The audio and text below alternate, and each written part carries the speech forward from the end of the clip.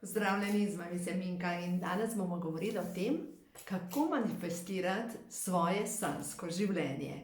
No, seveda, ni preprost odgovor, ali pa je preprost odgovor, ampak zdaj, če gledamo, vprašanje je sigurno kompleksno, a ne? Kako manifestirati sanjsko življenje? Zdaj pa prvo bomo definirali, kaj je za vas sanjsko življenje. Veste, jaz sem leta 1995 pisala mojo končno vizijo. In sem pisala o tem, kaj si jaz želim v življenju. In seveda sem na ta zvezek, na tisti zapis 1000-krat pozabila. In zdaj, pred parimi leti, ko smo se selili, pregledujem neke zapise in pridem do zapisa iz leta 1995. V glavnem, vse to, kar sem takrat napisala, se je dejansko uresničilo. Vse to. In tista prva zadeva, ki je pisala, živim na sončni legi. In zdaj živim na sončni legi, normalno, ker pač sonce potrebujem za moje ustvarjanje, za to, da lahko živim. Veste, ko manifestiramo sanjsko življenje ali pa ko razmišljamo, kaj si želimo v življenju, je pomembno, da najprej pogledamo kar imamo v svojem življenju in si rečemo, to mi ni všeč. To mi ni všeč. In recimo ena taka zadeva, kar meni ni bilo všeč, je sigurno to megla v Ljubljanski kotlini, ker Škofja Loka pač paše v Ljubljansko kotlino.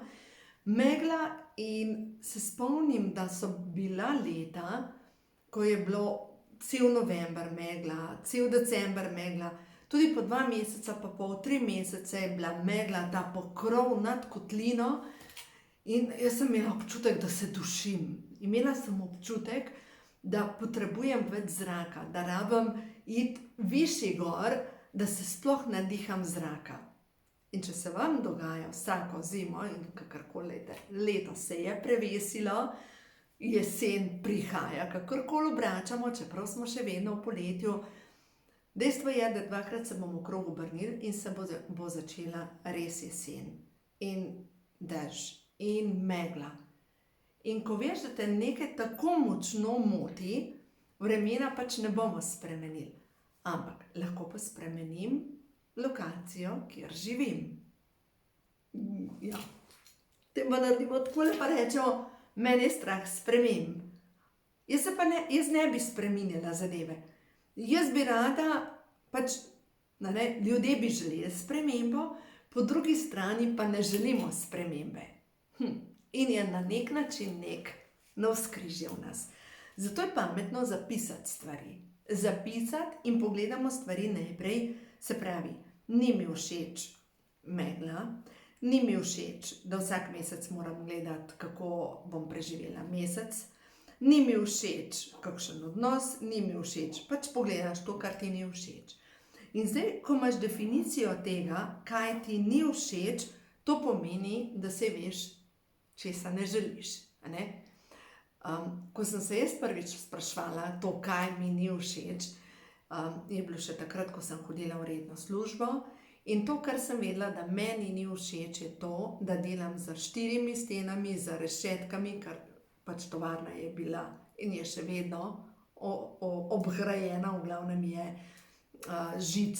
žica je okrog, in sem se počutila, kot da sem v zaporu. Se pravi, jaz sem vedela, da tega ne maram, da rabim več svobode, da rabim več zraka, da lahko funkcioniram. No, in ko napišemo to, česa ne želimo, potem pa naslednjo stvar pogledamo svoje strahove. Česa me je strah? Ker ko mi pogledamo to, česar nas je strah, bom takole pisala, da vam bo bolj enostavno videti. Se pravi, prva stvar je, kaj te moti. To je prva stvar. Napišeš na list papirja, moti me to, oziroma česa ne želim več. Druga stvar, pogledamo, kje so moji strahovi. Se pravi, česa me je strah. In jaz vem zase, da sem imela strah, me je sprememb. Strah me je izgube varnosti. Seveda, vi boste to z mišičnim testom preverili in potem zdravilno molitvijo dekodiranja počistili. Glejte, osnovna zdravilna molitev dekodiranja je na YouTubeu, je vsem dostopna. Medtem ko te meditacije za odpuščanje, za več osebne moči, za čiščenje karmičnih pogodb, za čiščenje maternice, to imate pa od spodaj v tem članskem programu, kamor se ravno tako lahko vpišete in imate tam vsak mesec dodajam nove meditacije in tam pač dejansko imate vodene meditacije za čiščenje podzavestnih vzorcev. No in zdaj, ko mi pogledamo tisto, se pravi, kaj meni povzroča nemir, to je prva stvar. Druga stvar, pogledam, kaj me teži in največkrat me teži strah. No, tretja stvar je pa potem, da začnem slikati svojo srečno bodočnost. Zdaj pa s čim lahko slikam svojo srečno bodočnost? Se pravi, če jaz želim manifestirati svoje sanjsko življenje, na nek način potrebujem, da sebe iz te točke, kjer sem zdaj, nekako vibracijsko prestavim na točko, kjer želim biti. Se pravi, na nek način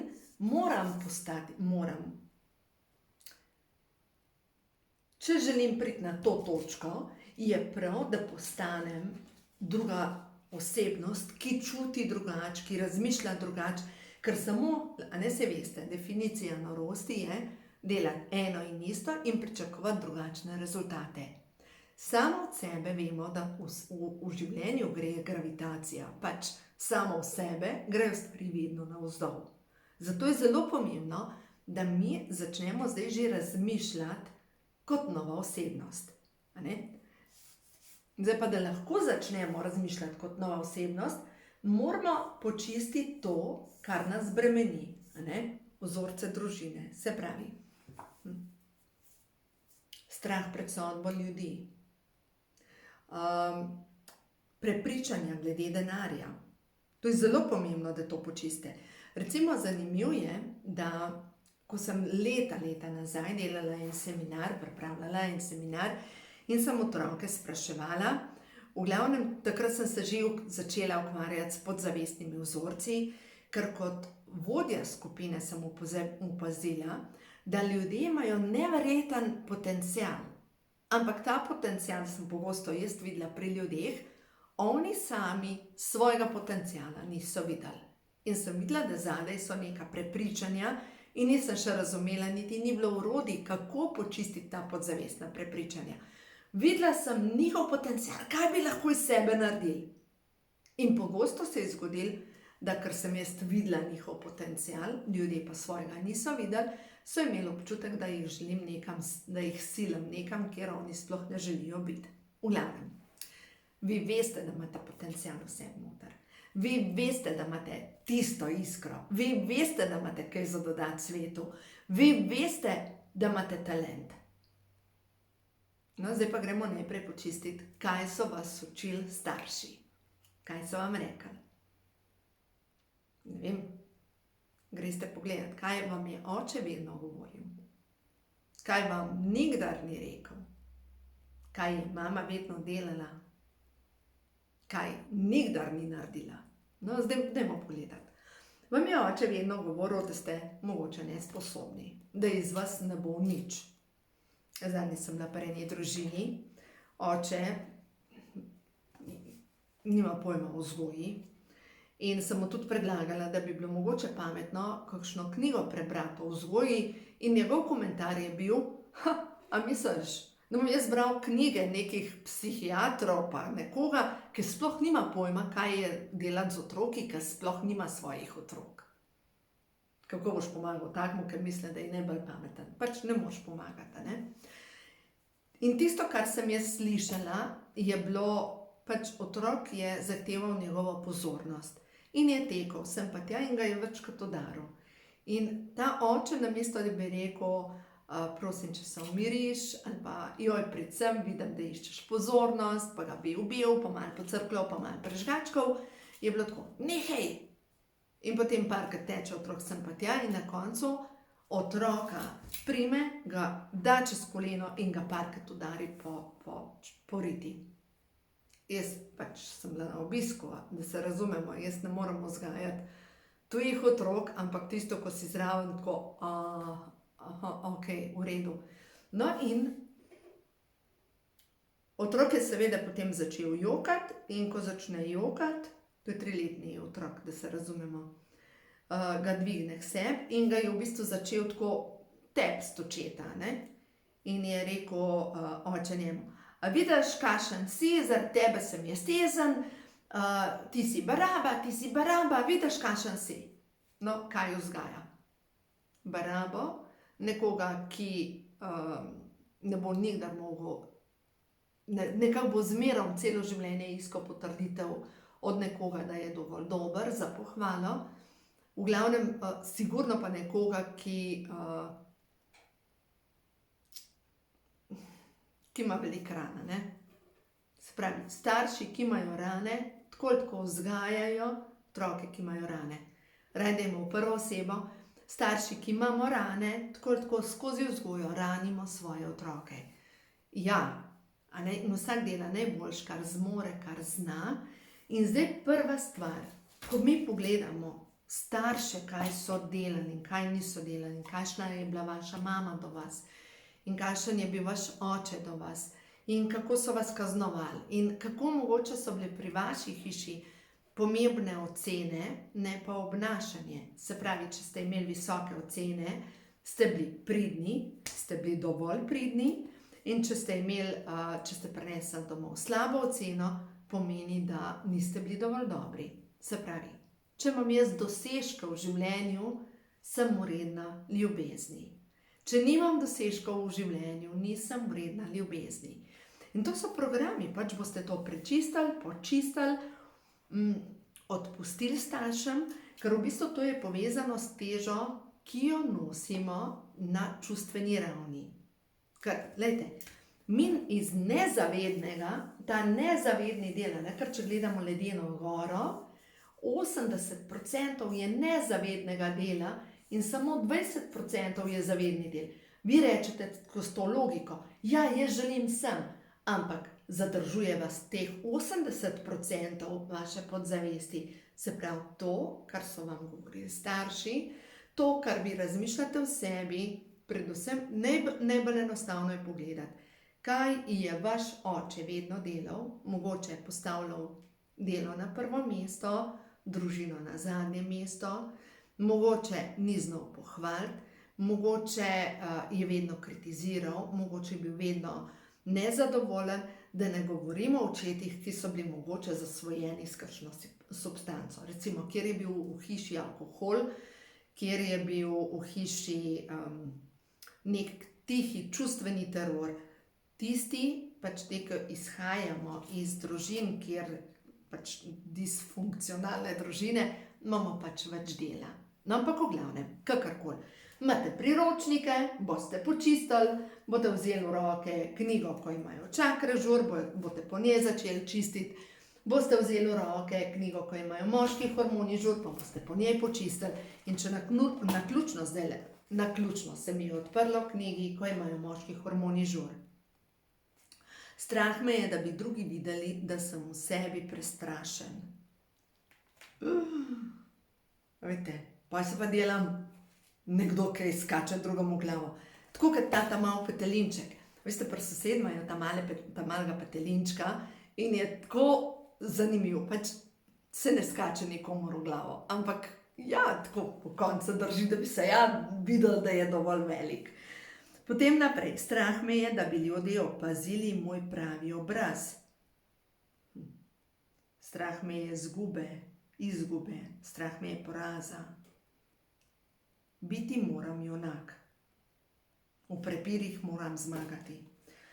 Glejte, to je toliko programov, ki je mogoče bil vaš oče tak, ki je v prepirih hotel zmagati, ki se je vedno prepiral z ljudmi, dokazoval ljudem, da je pameten, na glas govoril, da so ga vsi slišali in vse preglasil in na koncu imel monogovor o eni določeni temi, ki mogoče nikogar ni zanimala.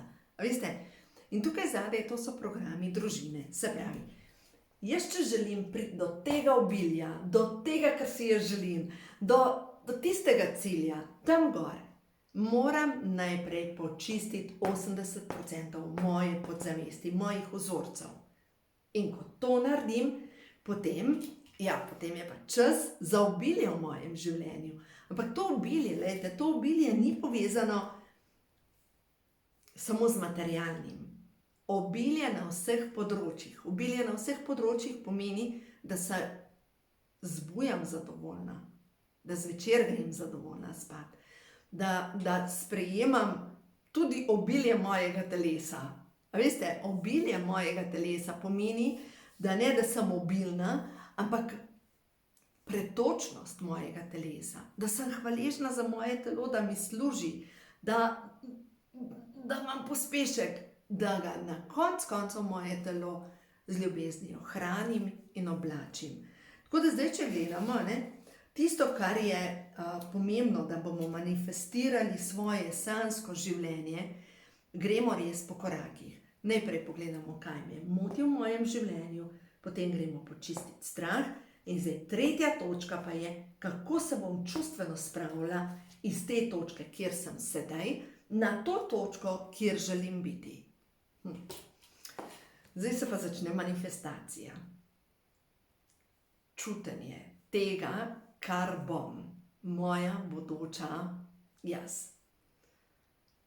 Se pravi, če gledamo najprej zdravje, da vsakič, ko grem mimo ogledala, sebi rečem nekaj lepega. Karkoli. Dobro jutro, lepotica. Ne vem. Imaš lep nasmeh. Hvala moje telo, ker mi služiš. Karkoli pozitivnega. Ker glejte, kako nam lahko naše telo služi, če ga kar naprej kritiziramo. To je enako, kot da bi imeli bič in se neprestano bičamo. Sami sebe. A ne? Potem naslednja zadeva. Kar se tiče financ. Vsakič, ko dobite položnico, jaz vam eno kuverto, in gor piše na tej kuverti, angeli, hvala za denar. Se pravi, tako, hvala za denar, plačano. In pač vse mi nekako rata, pač nekako vse gre v življenju. In ne želim razmišljati, česa ni, kako bo, če ne bo, ne želim. Zaradi tega, ker ko gremo v ta negativen cikel, kaj se zgodi? Negativen cikel povzroči, da iz te točke, kjer smo, gremo na naslednjo nižjo točko in potem začne naš iti negativen cikel, da gre zmerom bolj kot bi tunil. Zato je tako pomembno, da pri vsaki stvari, kjer občutimo, da nam zavibrirajo naše čustva, ne vem, jaz se spomnim eno obdobje v svojem življenju, ki sem bila res naravnana na pomanjkanje. V osnovi je bilo vsak mesec premalo denarja v tistem obdobju in samo, da je pozvonil poštar, sem imela občutek, da spet nova položnica in nov opomin prihaja. Pač tako, ne, že spet. In na nek način sem pričakovala nov opomin. Vedno znova nov opomin. In dejansko sem nehala potem zavestno razmišljati o tem, prihaja nov opomin, in sem naravnala svoje misli na obilje. Zdaj pa, seveda je najbolj enostavno, da si zvečer ponavljate pozitivne trditve, v katere lahko verjamete. In recimo, če boste brali knjigo Skrivnosti milijonarjevega uma, notri piše, da recimo prav glede denarja občudujem, to je kot deklaracija, občudujem bogate ljudi in tudi sama postajam vsak dan bolj bogata. In to je sigurno dobra afirmacija, ker glejte, če ste bili naravnani na pomanjkanje, ali pa če ste bili vzgojeni v tej smeri, da so vam doma govorili, vsi, ki imajo denar, so barabe.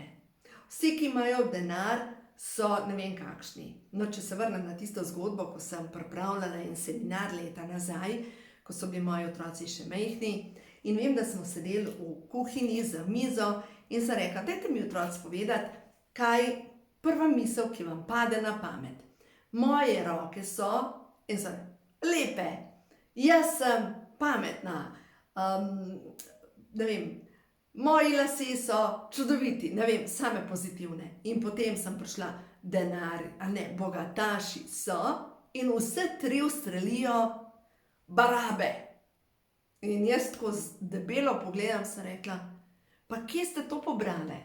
In otroci so to pobrali v risanki, prav spomnim se, ena risanka, bogata in revna deklica, neka Barbie, in je bil tam en prevarant, nek bogataš, ki je stal na kupu denarja in je bilo tako pač skopuh. In moje punce, moje hčerke so to neštetokrat gledale in osvojile prepričanje, da so vsi bogati ljudje slabi ljudje. In seveda, glede, če imaš tako prepričanje, boš zmerom imel težave z denarjem, sigurno. Sem rekla, pač ne, to enostavno ta strah je treba stran dati, oziroma to prepričanje. In zdaj vi premislite, kaj so vam govorili, ko ste odraščali. Mi vsi po večini smo bili vzgajani še v času socializma. Socializem vemo, da je neko načelo je bilo, vse je pač ta samoupravljanje, pač ne more biti samoupravljanje, nekdo mora upravljati, ne more nihče upravljati, pa vse bo šlo. Nekdo mora biti odgovoren, se pravi, vse je od vseh. In v tem času socializma sigurno je bilo neko prepričanje, mi nismo bili vzgajani v kapitalizmu, se pravi v tem, da zmoreš narediti vse. Ne vem, jaz se spomnim kot dekle, ki sem zrasla na kmetiji, je bilo tako kmetavzari, nekdo, ki je veliko manj ureden, pač prav kmetavzari.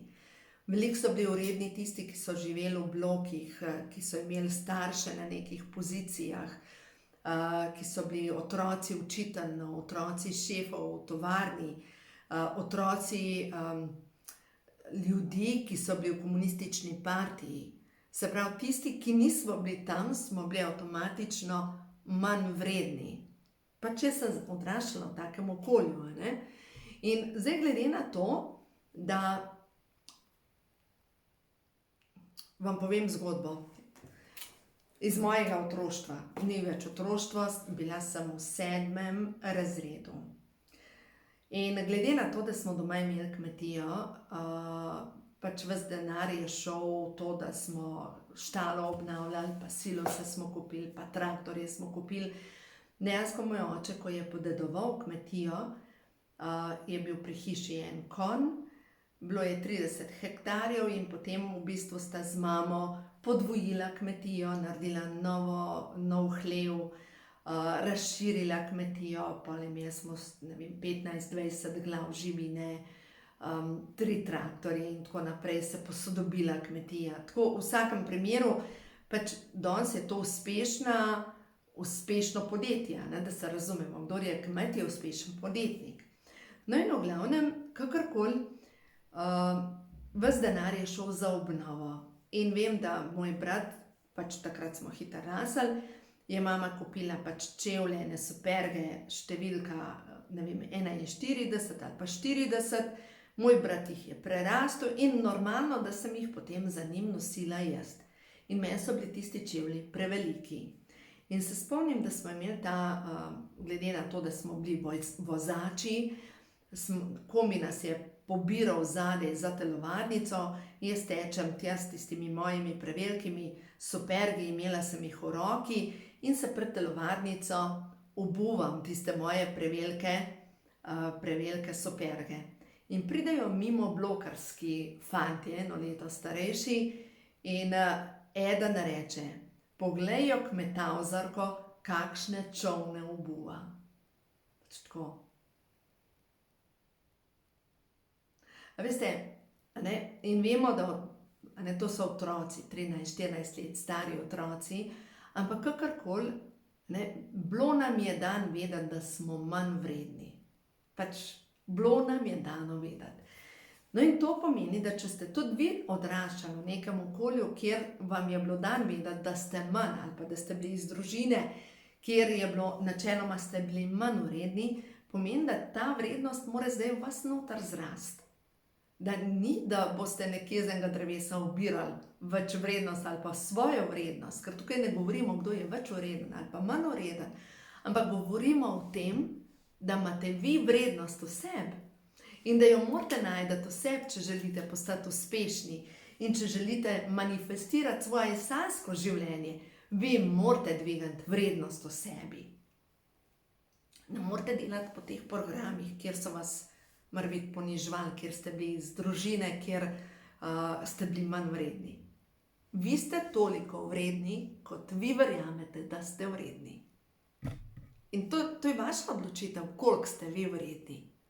Ne? In zdaj naslednja stvar, seveda lahko začnete ponavljati, vredna sem ljubezni, vredna sem uspeha, vredna sem vsega dobrega, zaslužim si vse dobro. Ne? In mogoče še prej, preden začnete te afirmacije ponavljati, da si mogoče preverite najprej z mišičnim testom. Kaj pa, če imate program, nisem vredna ljubezni, nisem vredna uspeha. Ne? Dajmo še enkrat. Rame morate zmigati, glavo majčkeno naprej, roke lahko prekrižate na prsih in če recimo jaz preizkusim, nisem vredna ljubezni, grem nazaj, nisem vredna uspeh. To sem jaz že zdavnaj vse počistila, ker teh programov nimam več. Ampak, glejte, okolje nas definira in zato je tako pomembno, da greste v te rane otroštva. Pogledate, kaj vas je prizadelo. In ne, da boste potem kot majčken petelinček, ki nekomu skačete v glavo, ampak pogledaš rane in potem jih greš počistiti. In naslednja stvar, sebe začneš slikati v svoji srečni bodočnosti. Zdaj pa kaj lahko naredite glede svoje srečne bodočnosti? Ker vam pripada sreča, vam pripada obilje, vam pripada obilje vsega dobrega, vam vsakmu od vas pripada po božanskem načrtu vse dobro. Ampak morate postati oseba, ki je vredna vsega dobrega. Se pravi, vi morate verjeti v sebe. Nihče drug ni odgovoren za to, kaj vi razmišljate s svojo glavo. Samo vi. Se pravi, jaz uporabljam različne orodja za manifestiranje vsega dobrega. Recimo, ena od teh je fraktalna risba. Pa bom mogoče vam bom posnela eno to mojo fraktalno risbo, ampak imam jih obešene predvsem v spalnici, zaradi tega, da te fraktalne risbe gledam. Zdaj, kaj je fraktalna risba? To bom posnela drug video, prav zapisala si bom, ker fraktalna risba pomeni slikanje tega, kar si ti želiš. Vas bom naučila, je prav? Fraktalna risba. Naslednji video, fraktalna risba, je prav? To je zdaj ena stvar. Naslednja stvar. Karkoli vidiš, kar ti je všeč, vidiš par, ki žarevata tisto ljubezen. Enostavno rečeš, taka ljubezen meni pripada. Vidiš nekoga, ki ti karakterno všeč, pa rečeš, vidiš, to je meni všeč. No, taka oseba želim postati. Vidiš, ne vem, karkoli dobrega, enostavno rečeš, stvarnik, to mi pošlji. Se pravi, kot bi imeli katalog, iz katerega naročamo, reči, vidiš, to meni pripada, to je meni všeč. In jaz, če želim postati taka oseba uspešna, je prav, da začnem tako razmišljati. Zdaj pa kako začeti tako razmišljati? Ja, seveda, tistih 5 minut pred spanjem, tako kot sem jaz začela takrat, ko sem se odvajala od cigaret, ko sem se odločila, da jaz sem nekadilka, se lahko odločite, da boste pred spanjem ponavljali. Vsak dan napredujem, vsak dan in vsako noč napredujem in postajam vedno bolj zdrava, uspešna, zadovoljna oseba. Ponovimo. Vsak dan in vsako noč napredujem in postajam vedno bolj zadovoljna in uspešna oseba. Lahko dodate še zdrava. Pač ponavljajte si vi to, kar vi razmišljate, to postajate. Kar najprej je misel, to, kar je misel, vam bom prebrala. To je Mahatma Gandhi je rekel, vam bom prebrala, kaj je rekel. Iz knjige, ko imajo hormoni žur. Mahatma Gandhi je rekel, se bom najdla sigurno, je rekel, vaše navade postajajo vaša prepričanja. Vaša prepričanja postajajo vaše misli postajajo to, kar govorite, postaja vaša usoda. No, nekaj podobnega je rekel, ni rekel dobesedno to, ampak nekaj podobnega je rekel in bom poskušala najti tukaj noter, ko imajo hormoni žur. V vsakem primeru, to, kar mi razmišljamo, to postajamo. To je dejstvo. Edina stalnica v življenju je sprememba. Sledi svoji sreči in vesolje ti bo odprlo vrata tam, kjer je bil samo zid. To je rekel Joseph Campbell.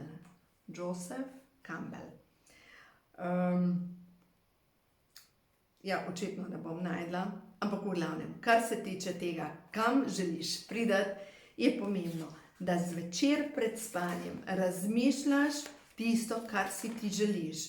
Da zjutraj, ko razmišljaš, ko se začenja dan, ko se prebujaš, pomembno, da ustvarjaš pozitivne vibracije, da razmišljaš, kaj je tisto, kamor želiš priti. Glejte, zdaj vam bom prebrala, to je na strani 45. Vaša prepričanja postajajo vaše misli. Vaše misli postajajo vaše besede. Vaše besede postajajo vaša dejanja. Vaša dejanja postajajo vaše navade. Vaše navade postajajo vaše vrednote. In vaše vrednote postajajo vaša usoda. Se pravi, vaša prepričanja. In zato je tako pomembno, da mi preverimo, kakšna prepričanja imamo, ne? Potem misli grejo v besede.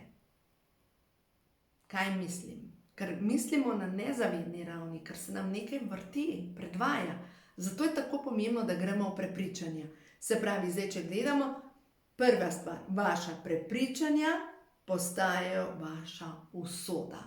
In zato gremo čistiti prepričanja, zato da spremenimo svojo usodo. Tako. A veste, kaj mi danes en gospod rekel, sva govorila po telefonu, je rekel, veš, tvoj izgled v te ezoterične zadeve, to je bil pa čist mem projekt. To, kar se tiče, kar piše v moških hormonih, pa to, kar piše v čakrah, pa to, kar piše v knjigi, ko imajo duše žur, no, zato je rekel, to je pa čist mem. In sem mi dal misliti, a je res čist mem. Ja, za nekoga mogoče, pač, kaj se pa minka gre. Ampak, vem za sebe, da če ne bi šla čistiti tega ezoteričnega, jaz bi bila še vedno ista pridna minka tam, kjer sem bila. Ki je želela ugajati, ki je želela biti vsem na uslugo in leta nazaj, bila sem v maski za eno oddajo za snemati in pač v masko pride en gospod, s katerim sva sodelovala, ne vem, enih 30 let nazaj. In jaz ga pozdravim in rečem, živjo, pa pač po imenu rečem, pa on reče, gospa, oprostite, ampak jaz vas ne poznam. Sem rekla, jaz sem Minka. Rekel, jaz poznam samo eno Minko in to niste vi. Sem rekla, ja, jaz sem, a se me ne spomniš? Ja, res je, prebarvala sem se, to je res, frizuro imam drugačno obliko, verjetno imam bolj žive oči, ja, drugačna sem. V glavnem. In sem rekla, ja, to sem jaz. In reče, joj, kaj pa dela tvoj mož, da tako dobro zgledaš? Sem rekla, nič ne dela, ločila sem se. On se v tistem trenutku usede in reče, ne. Minka, ki jo jaz poznam, se ne bi ločila. Ja, Minka, ki jo on poznal, se ne bi ločila. Minka, ki jo on poznal, je vedel, da ji lahko rečeš v glavo, kar hočeš, bo se požrla. Da lahko narediš, kar hočeš, bo se požrla. Minka, ki jo on poznal, ta ne obstaja več. In če ne bi šla počistiti svoje podzavestna prepričanja, glejte, tudi vam ne je mogla pomagati. Ja, in je prav, da so nastale vse te ezoterične knjige, ki pomagajo, ker vem, da vam bojo pomagale, spremeniti vašo podzavest. Se pravi, vam bo pomagalo, da boste počistili teh 80%, da boste prišli iz te točke na to točko in da boste dejansko začeli živeti vaše sanjsko življenje. To je to. Se pravi, preprosto, 3 koraki do tega, da pridete do tega, da zmanifestirate vaše sanjsko življenje. In potem, ko to narediš, prepustiš vse skupaj stvarstvu in dovoliš, da v tvoje življenje pridejo tiste stvari, ki so ti namenjene, ki so v skladu z božanskim načrtom, ker glejte, mi soustvarjamo svojo vibracijo. In ta naša vibracija je tista, ki je kot magnet, da se enake stvari vežejo. In zato je tako pomembno, da delujemo na dvigovanju svoje vibracije. Seveda je pomembna hrana, ki jo jemo, ker hrana, ki ti niža vibracijo, ti ne more dvigati. Seveda je pomembno, da damo stran alkohol, ker alkohol avtomatično zniža vibracijo. Seveda je prav, da damo stran belo moko, ker nam niža vibracijo. Ampak tisto, kar najbolj niža vibracijo, je sigurno naše čustvovanje in vzorci, po katerih delujemo. Tako da to je to, kar sem vam želela povedati. Tako da veselo nedelo, počistite svoje podzavestno prepričanje in boste vedeli, kaj se vam bo zgodilo v vašem življenju. Dobesedno čudeži. Uživajte in vse dobro vam želim.